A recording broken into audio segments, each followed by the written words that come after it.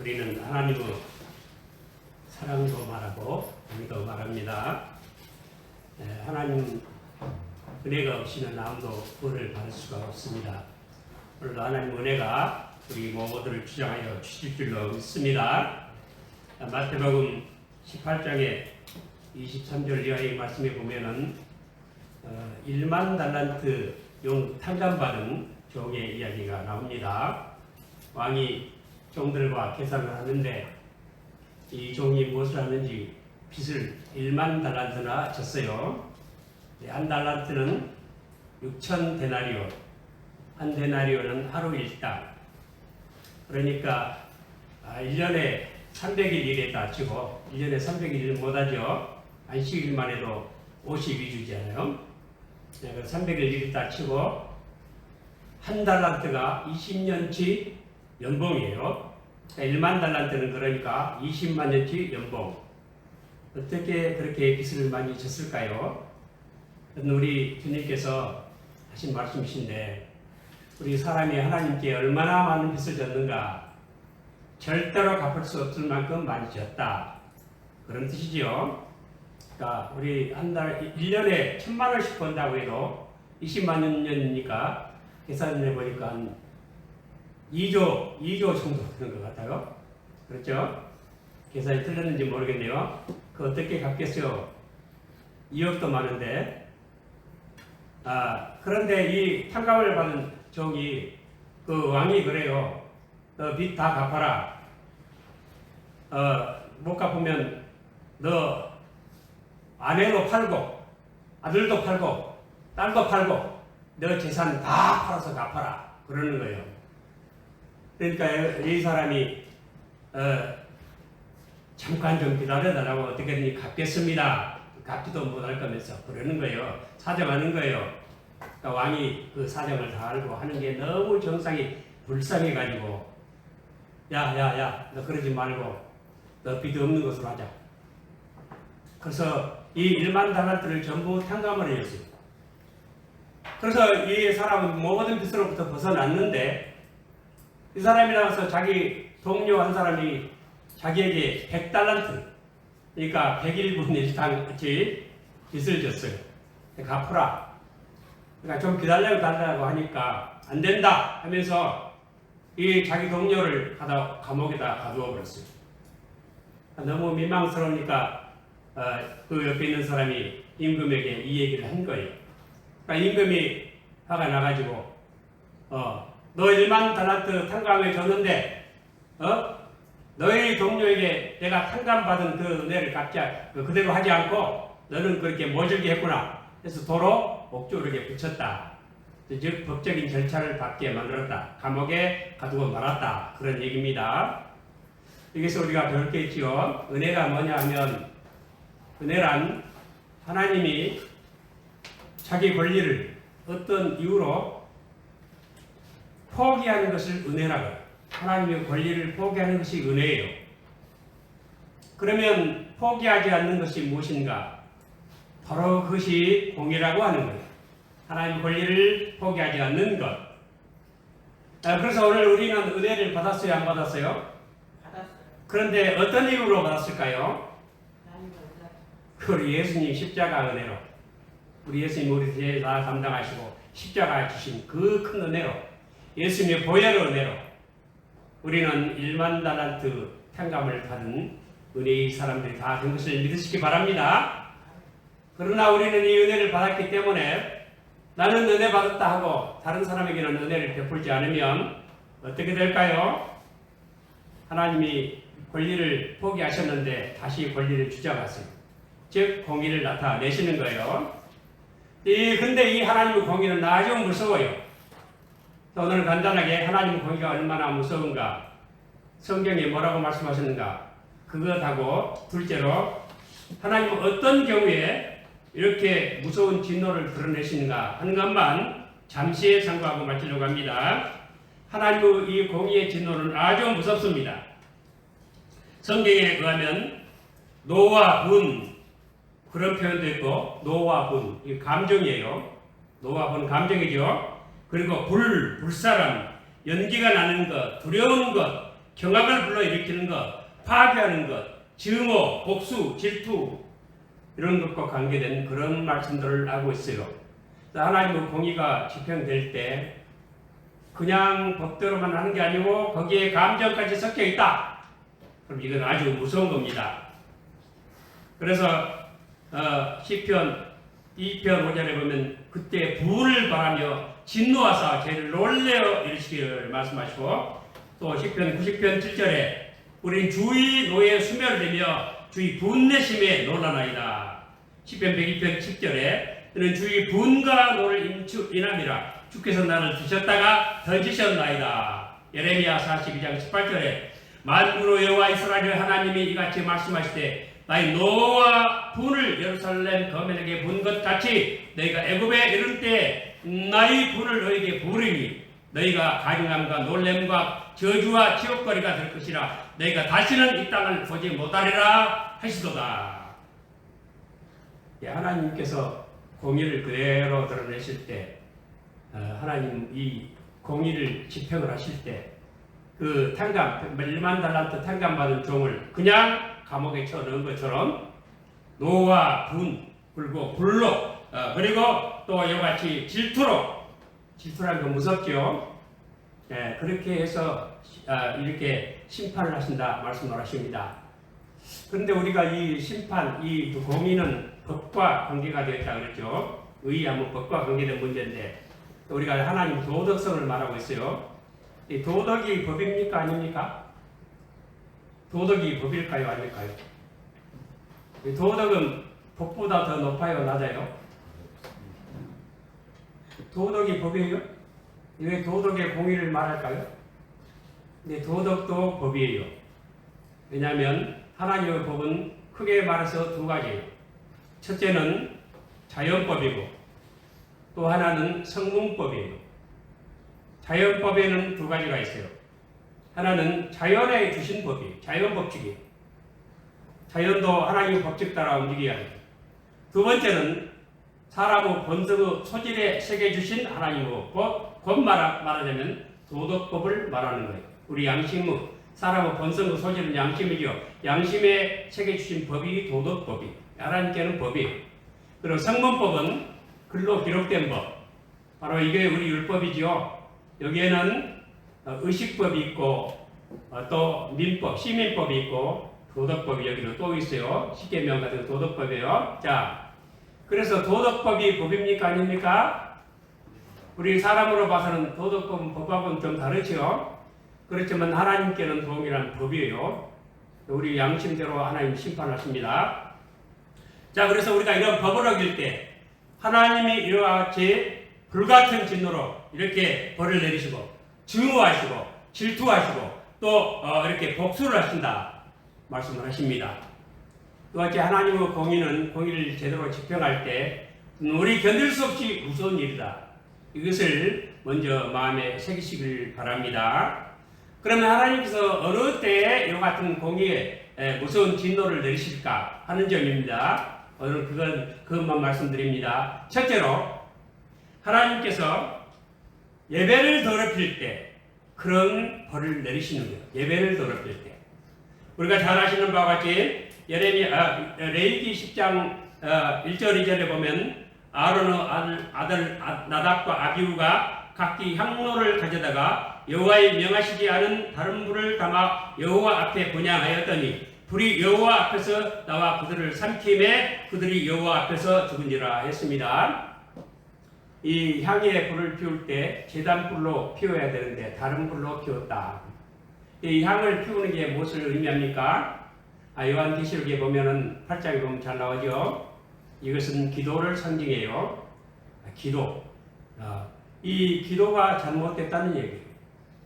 근데 오늘날 제가 이렇게 여기저기 다니면서 목사님들하고 예배를 하다 보니까 잘못된 기도가 있어요. 하나님의 이름을 더럽히는 망령되게 못 오가는 그런 기도라는 목사님들을 봤어요. 특히 FR, far right, 즉 극우 축에 속한 목사님들이 기도가 그러더라고요. 막 하나님 앞에 기도하면서 막 욕지거려요. 이 기도예요? 그때 이 나답과 아비후가 어떻게 됐습니까? 다른 걸로 향을 피우다가 제단에서 불이 나와가지고 즉사를 했어요. 하나님 앞에서 불이 나와가지고 불에 태워서 죽고 말았습니다. 그때 그렇게 죽었을 때 모세가 그 형 아론과 그 두 아들 남은 아들들에게 말하기를 죽었다고 머리 풀지 말고 옷도 찢지 말고 슬퍼하지 마라. 그러면 너희도 죽는다. 그리고 너희에게는 관유가 있기 때문에 밖에도 나가지 마. 그걸 나가면 죽는다. 이렇게 무섭게 말씀하셨어요. 하나님 앞에 예배드린 자는 거룩하게 예배를 드려야 되는데 기도가 망령되기 이를 데 없어요. 제가 지난 목요일날 세계 스포츠 선교에 가가지고 설교를 했는데 거기 여러분 이영무 목사님 아시죠? 국가대표 축구선수 볼 탁 넣고 그라운드에서 무릎 탁 꿇고 기도하는 그 선수 말이에요. 아마 나이 연세 좀 드신 분들은 아실 거예요. 그분이 기도를 하셨어요. 기도를 얼마나 은혜스럽게 간단하게 하면서 하는지 정말 제가 은혜를 받았어요. 기도는 저렇게 하는 거구나 싶었어요. 그래서 제가 설교하면서 그 마스크를 딱 쓰고 있길래 마스크도 좀 벗으라 그러고 이렇게 개인적인 이야기를 좀 했는데 나중에 인사를 하고 다 끝나고 이제 인사를 하고 오려고 찾으니까 다 나오는데 안 나와요. 그래서 다시 들어가 보니까 혼자서 딱 앉아가지고 앞에 툭소리 먹고 기도하는 모습이 너무나도 경건했어요. 예배는 그런 자세로 예배를 해야 되는데 요즘 예배가 아주 망령되게 이를 데 없이 타락을 했어요. 그러면 하나님께서 반드시 벌을 내릴 줄 압니다. 여러분 거룩하고 속된 것을 분별하고 부정하고 정한 것을 분별하라. 레위기 10장 6절에 말씀하셨어요. 거룩하고 속된 것을 분별하지 않고 속된 것을 거룩한 것으로 삼아가지고 이 성과 소금 울타리를 무너뜨려 버렸어요. 그러면 하나님이 공의로서 심판을 하십니다. 또 민수기 16장 46절에 보면은 이에 모세가 아론에게 이르되 너는 향로를 취하고 단에 불을 그것에 담고 그 위에 향을 두어 가지고 급히 회중에게로 가서 그들을 위하여 속죄하라. 여호와께서 진노하셨으므로 연병이 시작되었음이니라 하셨습니다. 이것은 하나님을 섬기는 제사장 모세와 아론을 하나님이 세우셨어요. 하나님은 소명이에요. 지망이 아니에요. 모세 하기 싫다고 그랬어요. 하나님이 세우셨어요. 그런데 누굽니까? 고라와 다단과 아비란 온 사람들이 당을 지어가지고 대들었어요. 모세, 아론에게 너희만 제사장이냐? 우리도 레위 자손이다 하면서 대들었어요. 그런데 거기에 합류한 사람들이 250명이 있어요. 제사장들. 그 사람들 다 불에 태워서 죽였어요. 그리고 그 향로를 가져다 다 쳐가지고 향로를 쳐서 편체를 만들어서 제단 앞에 붙여서 기념을 삼게 하겠어요. 예배를 이렇게 속되게 하고 하나님 말씀 증거하는 사람을 우습게 여기면 안 됩니다. 그리고 이 모든 그 총회나 노회나 그 회장들 저는 반드시 하나님이 세웠다고 생각을 하고 절대적으로 저보다 높게 하나님의 권위가 있다고 늘 생각을 하고 그렇게 대합니다. 여러분 우리가 이렇게 이런 것들이 다 예배를 귀중하게 여기는 것입니다. 우리가 요즘 이 예배가 잘못된 거 이와 같이 250명의 제사장들이 당을 지었어요. 당을 지었기 때문에 하나님께서 벌을 내십니다. 로마서 2장 6절 8절에 하나님께서 각 사람에게 행한 대로 보응하시되 참고 선을 행하여 영광과 존귀와 썩지 아니함을 구하는 자에게는 영생으로 하시고 오직 당을 지어 진리를 쫓지 아니하고 불의를 쫓는 자에게는 노와 분노로 하시리라. 당을 지으면 진리를 쫓지 않아요. 그 사람들의 진리는 바로 당론이 진리예요. 어제 우리 교회 일부에서 무슨 당 만들었죠. 그래가지고 진리를 증거하지 않아요. 당론을 따라가요. 그래서 별소리 나요. 거기 하나님 계시지 않습니다. 하나님 은혜가 없고 거기는 하나님의 공의, 분노와 하나님의 진노가 거기에 함께 있을 따름입니다. 언젠가 지금 썰물이 되면은요, 누가 수영복을 입지 않고 수영하는지 부끄러운 모습이 드러나게 될 것입니다. 지금 밀물이 들어와서 딱 자기들 세력이 차지하고 있으니까 자기들 옳은 것 같아도 이 당론에 이 당의 권세의 썰물이 되면은 모든 물이 빠져버리면 진리의 옷을 입지 않고 있는 사람들 부끄러운 모습이 드러나고 하나님의 심판을 받게 될 줄로 믿으시고 우리 예배에 힘쓰시기를 바랍니다. 특별히 코로나 이 사태 이후로 예배 참석을 잘 하지 않은 분들이 있습니다. 성경에 비성경적입니다. 마태복음 18장 19절에는 이 합심 기도에 응답하신다 말씀하시고 두세 사람 모인 곳에 주께서 함께 하신다고 말씀하시고 이 히브리서 10장 25절에 모이기를 힘쓰라 말씀하셨습니다. 마지막 때가 될수록 더욱 그렇게 하라고 하셨습니다. 우리 예배를 소중히 여기시고 모이기를 힘쓰는 우리 모두 되시길 바랍니다. 그렇지 않으면 하나님의 분노의 공의가 나타나게 될 것입니다. 그리고 두 번째는 우상 숭배 때문에 그렇게 됐습니다. 신명기 9장 16절 19절에 보면 내가 본즉 너희가 너희 하나님 여호와께 범죄하여 자기를 위하여 송아지를 부어 만들어서 급속히 여호와의 명하신 돌을 떠났기로 내가 그 두 돌판을 내 손에서 들어 던져 너희 목전에서 깨뜨렸었노라. 그리고 내가 전과 같이 40주야를 여호와 앞에 엎드려서 떡도 먹지 아니하고 물도 마시지 아니하였으니 이는 너희가 여호와의 목전에 악을 행하여 그를 경록케 하여 크게 죄를 얻었습니다. 여호와께서 심히 분노하사 너희를 멸하려 하셨으므로 내가 두려워하였었노라. 그러나 여호와께서 그때도 내 말을 들으셨고 그때 모세가 중보 기도를 통해서 용서를 받아서 살았어요. 다 죽을 뻔했어요. 하나님께서는 우상 숭배를 아주 싫어하십니다. 신명기 32장 22절에 내 분노의 불이 일어나서 음부 깊은 곳까지 사르며 땅의 그 소사를 삼키며 산 들을 터도 붙게 하는도다 라고 말씀하셨습니다. 우상 숭배로 말미암아 하나님을 시기나게 할 때 땅의 모든 소산까지 다 망하게 하신다고 말씀하셨습니다. 우상 숭배를 하는 것은 하나님을 연적으로 만드는 것이요. 예수 믿는 사람들이 우상과 연합하는 건 하나님을 연적으로 만드는 것이요. 거기 질투가 따르기 마련이에요. 여러분 연적이 무섭죠? 응? 여러분 그런데 우리 교회가 지금 뭐 한다고 정치한다고 하면서 우상 숭배자들 이단의 세력들하고 지금 뒷손을 잡고 있어요. 앞손은 안 잡고 뒷손 잡고 있어요. 은밀하게 연합이 되어 있어요. 같은 목표를 추구하고 있어요. 다 하나님의 진노를 받을 일입니다. 신명기 29장 20절에도 여호와는 이런 자를 사하지 않으실 뿐 아니라 여호와의 분노와 질투의 불로 그 위에 붙게 하시며 또 이 책에 기록된 모든 저주로 그에게 더하실 것이라 여호와께서 필경은 그 이름을 천하에서 도말하시되 이렇게 말씀하십니다. 이것은 이스라엘 백성들이 출애굽에서 나왔는데 또다시 우상 숭배를 해요. 근데 출애굽 때 몇 가지 재앙을 내리셨죠? 10가지 재앙을 내리셨는데 피개, 입, 파온, 도금의 흑장, 뭐 그러죠. 피, 개구리, 이, 파리, 이파, 오녀, 독종, 우박, 메뚜기, 그리고 흑암, 그리고 장자를 치신 것. 이런 것들이 사실은 전부 우상 숭배와 관계가 있다는 거예요. 물로 강물이 피가 되게 하신 것, 그 강물의 신을 선비, 그 신이 헤크드라는 신을 선비했는데 거기에 대한 정결에 이런 식으로 우상과 다 관계가 있어요. 그들은 파리신도 섬겼어요. 어리석기 짝이 없죠. 개구리신도 섬기고 그래요. 그렇게 우상 숭배를 했는데 그렇게 해서 막 그 징벌을 받은 걸 보고도 구원받은 이스라엘 백성들이 나중에 또 다시 우상 숭배를 해요.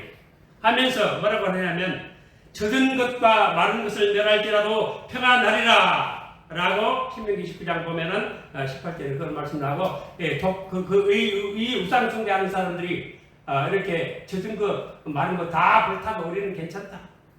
이런 사람들 쑥과 독초와 쑥불이라고 이렇게 표현을 하고 있어요. 하나님 교회에 우상 숭배하는 사람들 독초, 쑥불이 많이 있습니다. 그저 복 받는다 그러면 점도 보러 다니고요. 별짓 다 하러 다닌다. 그게 예수 믿는 거예요? 그게 하나님 아는 사람입니까? 우리 하나님은 그런 사람들 벌하시고 심판하심을 꼭 믿으시길 바랍니다. 그리고 마지막 한 가지만 더 하겠습니다. 권력 남용 죄에 대해서 하나님은 공의의 심판을 내리십니다. 열왕기하 23장 26절에 그러나 여호와께서 유다를 향하여 진노하사 하신 그 크게 타오르는 진노를 돌이키지 아니하셨으니 이는 므낫세가 여호와를 경노케 한 그 모든 경노를 인함이라 말씀하셨어요.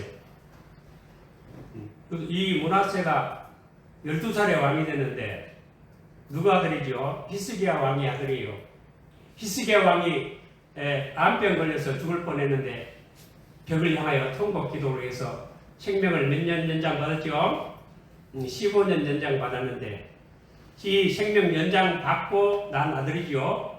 12살에 즉위했으니까 어떤 목사님이 차라리 히스기야가 죽어버렸으면 그런 말씀하신 거 들어봤어요. 하여튼 그때 난 아들인데 이 히스기야 왕은 철저하게 종교 개혁을 하고 하나님 잘 섬기는 선한 왕이에요. 선한 왕인데 이 선한 왕 세 분 있죠. 아사 왕도 그렇고 여호사밧 왕도 그렇고 히스기야 왕도 그렇고 또 이 나중에 누굽니까? 요시야인 거죠. 요시야. 응? 이런 왕은 선한 왕인데 이 선한 왕 히스기야 왕의 아들이 므낫세가 아주 포악한 짓을 하고 모든 우상을 아버지가 만들어 놓은 성전 다 해방하고 곳곳에 골짜기마다 우상 제단을 세우고 성전 안에도 태양상 우상 숭배 상을 만들어 세우고 아주 어리석은 짓을 다 했어요.